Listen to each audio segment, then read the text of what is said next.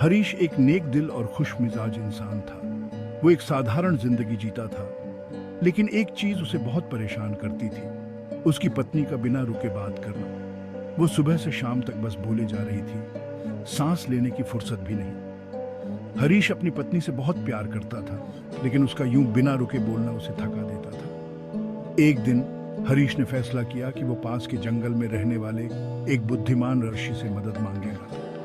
उस ऋषि को उसकी बुद्धिमानी और किसी भी समस्या का हल निकालने की काबिलियत के लिए जाना जाता था। हरीश अपनी यात्रा पर निकल पड़ा। उसका दिल चिंता से भरा हुआ था। जैसे जैसे हरीश चल रहा था, वो उन सभी मौकों के बारे में सोच रहा था जब उसने अपनी पत्नी से उसके बहुत ज्यादा बोलने के बारे में बात करने की कोशिश की थी।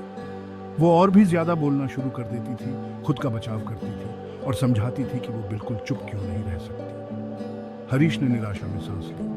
उसे अपनी पत्नी को चुप्पी का महत्व समझाने का कोई तरीका खोजना ही होगा। तुम्हारी पत्नी का लगातार बात करना आत्म जागरूकता की कमी के कारण है, ऋषि ने शांति से कहा। वह अपने ही विचारों और शब्दों में इतनी उलझी हुई है कि उसे इस बात का एहसास ही नहीं है कि इसका दूसरों पर क्या प्रभाव पड़ता है। हरीश ने निराशा में सांस ली।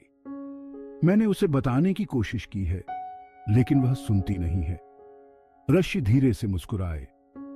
कई बार लोगों को कहानियों के जरिए सबक सीखने की जरूरत होती है। मैं तुम्हें अपने एक शिष्य के बारे में बताता हूं जो कभी मेरे पास था। हरीश सीधा बैठ गया, ऋषि की कहानी सुनने के लिए उत्सुक। उसे उम्मीद थी कि इस कहानी में उसकी समस्या के समाधान की कुंजी होगी। ऋषि ने अपनी आंखें बंद कर लीं और अतीत की घटनाओं को याद करने लगे। यह शिष्य तुम्हारी पत्नी की तरह चुप नहीं रह पाता था। उसका मानना था कि उसका हर विचार मूल्यवान है और उसे सबके साथ साझा किया जाना चाहिए। एक दिन ऋषि ने अपनी कहानी जारी रखी। मैंने उसे मौन का महत्व सिखाने का फैसला किया। मैंने उसे एक आसान सा काम दिया, एक कटोरी को तेल से पूरा भरकर ले जाने का, बिना एक बूंद भी गिराए। हरीश ने अपनी भौहें सिकोड़ ली। यह तो बहुत आसान काम लगता है, ऋषि ने मुस्कुराते हुए कहा। यह उतना आसान नहीं था जितना लग रहा था। मैंने उसे यह भी निर्देश दिया कि वह पूरे गांव में घूमे और वापस आए, और इस दौरान पूरी तरह से चुप्पी बनाए रखे। हरीश की आंखें चौड़ी हो गईं। वह शिष्य के कार्य की कठिनाई की कल्पना कर सकता था। चहल पहल वाला गांव ध्यान भटकाने वाली चीजों से भरा हुआ था। शुरुआत में शिष्य को खुद पर भरोसा था, ऋषि ने कहा। वह अपने हाथों में तेल से भरी कटोरी को सावधानी से संतुलित करते हुए अपनी यात्रा पर निकल पड़ा। ऋषि ने अपनी कहानी जारी रखी। जैसे ही शिष्य गांव से गुजरा, लोगों ने उससे बातचीत करने की कोशिश की। उन्होंने उसका अभिवादन किया, उससे सवाल पूछे, यहां तक कि उसके साथ बहस करने की भी कोशिश की। हरीश उस दृश्य को साफ साफ देख सकता था। वह जानता था कि जवाब देने की इच्छा का विरोध करना कितना मुश्किल होता है, खासकर जब कोई प्रतिक्रिया भड़काने की कोशिश कर रहा हो। अपने पूरे प्रयास के बावजूद शिष्य खुद को जवाब देने से रोक नहीं सका। ऋषि ने कहा। उसने अभिवादन का जवाब दिया, अपने कार्य के बारे में बताया, यहां तक कि उन लोगों से बहस भी की जिन्होंने उसे चुनौती दी। हरीश ने अपना सिर हिलाया, यह जानते हुए कि शिष्य के प्रयास विफल होने के लिए ही थे। हर बार जब वह बोलता था तो कटोरी हिल जाती थी, जिससे तेल गिर जाता था। जब तक शिष्य मेरे पास वापस लौटा, ऋषि ने अपनी बात समाप्त की, तब तक ज्यादातर तेल गिर चुका था। मौन की शक्ति। शिष्य अपनी असफलता पर शर्मिंदा था, ऋषि ने कहा। उसने महसूस किया कि चुप न रह पाने की उसकी आदत ने उसे बहुत भारी नुकसान पहुंचाया है। हरीश ने समझते हुए सिर हिलाया। शिष्य के अनुभव ने आत्मनियंत्रण के महत्व और अनियंत्रित वाणी के खतरों पर प्रकाश डाला।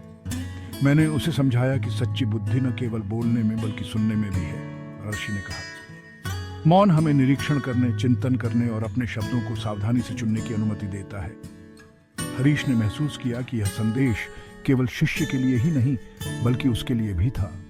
वह अपनी पत्नी के बहुत ज्यादा बोलने पर इतना ध्यान केंद्रित करता था कि वह सुनने के महत्व को ही भूल गया था। शिष्य ने उस दिन अपना सबक सीख लिया। ऋषि ने अपनी बात समाप्त की। वह समझ गया कि मौन खालीपन नहीं है बल्कि विकास और समझ के लिए एक जगह है। हरीश ने अपने भीतर आशा के एक भाव को खिलते हुए महसूस किया। अगर शिष्य अपने तरीके बदल सकता है तो शायद उसकी पत्नी भी बदल सकती है।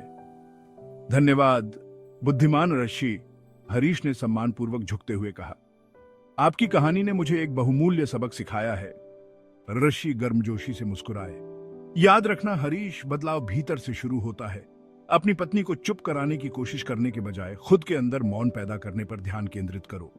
हरीश ने अर्शी के शब्दों पर विचार किया। उसने महसूस किया कि वह अपनी पत्नी के बहुत ज्यादा बोलने में इतना उलझा हुआ था कि उसने अपनी ही आंतरिक शांति की उपेक्षा कर दी थी।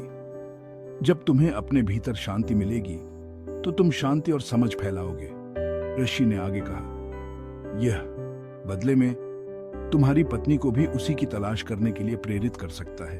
कृतज्ञता से भरे हृदय और एक नए दृढ़ संकल्प के साथ हरीश अपने घर वापस जाने के लिए निकल पड़ा। जंगल अब उसे अलग ही लग रहा था, शांति के उस एहसास से भरा हुआ जो उसने पहले कभी महसूस नहीं किया था। जैसे जैसे वह चल रहा था, उसने ऋषि की सलाह पर अमल किया। उसने अपनी सांसों पर ध्यान दिया, अपनी छाती के उठने और गिरने को महसूस किया। उसने जंगल की आवाजों को सुना, पक्षियों के चहचहाने को, पत्तों के सरसराहट को। पहली बार हरीश मौन के सही अर्थ को समझ पाया था। यह केवल शोर का अभाव नहीं था, यह अस्तित्व की एक अवस्था थी, आंतरिक चिंतन और विकास के लिए एक जगह थी।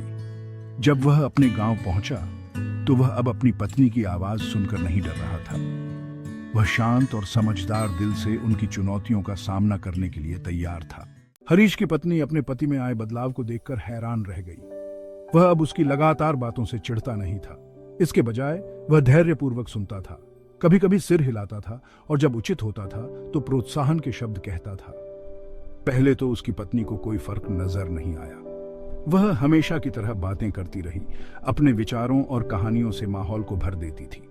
हालांकि समय के साथ उसने उनके बीच की गतिशीलता में बदलाव महसूस करना शुरू कर दिया। हरीश की शांत उपस्थिति का उस पर सुखदायक प्रभाव पड़ रहा था। उसने खुद को ज्यादा बार रुकते हुए पाया, वाक्यों के बीच सांस लेते हुए। उसने अपने पति की प्रतिक्रियाओं पर ध्यान देना शुरू कर दिया, यह देखते हुए कि जब वह उन चीजों के बारे में बात करती थी जो उसे पसंद थी तो उसकी आंखें कैसे चमक उठती थीं। एक शाम जब वे तारों से भरे आसमान के नीचे एक साथ बैठे थे, हरीश की पत्नी ने हाथ बढ़ाया और उसका हाथ थाम लिया। तुम कुछ अलग लग रहे हो, उसने धीरे से कहा। हरीश मुस्कुराया। मैंने मौन का महत्व सीखा है, उसने जवाब दिया। और सुनने का तोहफा। उसकी पत्नी हैरान रह गई। उसने पहले कभी सुनने के बारे में एक तोहफे के रूप में नहीं सोचा था। उसे हमेशा से बोलने वाला ही बनने की आदत थी। जब तुम सुनते हो, हरीश ने समझाया, तो तुम दूसरे व्यक्ति को दिखाते हो कि तुम उनके शब्दों को महत्व देते हो। तुम जुड़ाव और समझ के लिए जगह बनाते हो। उसकी पत्नी ने इस बारे में सोचा। उसने महसूस किया कि जब भी वह बातें कर रही थी तो वह सुनने पर इतना ज्यादा ध्यान केंद्रित कर रही थी कि वह सुनना ही भूल गई थी। उस दिन से हरीश की पत्नी ने कम बोलने और ज्यादा सुनने का सचेत प्रयास किया। उसने पाया कि मौन का मतलब चुप रहना नहीं है, यह अपने शब्दों को ध्यान से चुनने और इरादे से बोलने के बारे में था। जैसे जैसे उसने मौन की शक्ति को अपनाया, उसने खुद के अंदर एक बदलाव देखा। वह ज्यादा शांत, ज्यादा केंद्रित और अपने पति से ज्यादा जुड़ी हुई महसूस करने लगी। उनका घर, जो कभी उसकी आवाज की निरंतर गूंज से भरा रहता था, अब शांति और सुकून की जगह बन गया था।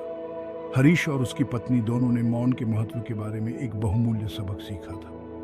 उन्होंने खोज लिया था कि सच्चा संवाद न केवल बोलने से आता है, बल्कि सुनने से भी आता है, समझ के लिए जगह बनाने से आता है और उन शांत पलों को संजोने से आता है जो जीवन हमें प्रदान करता है।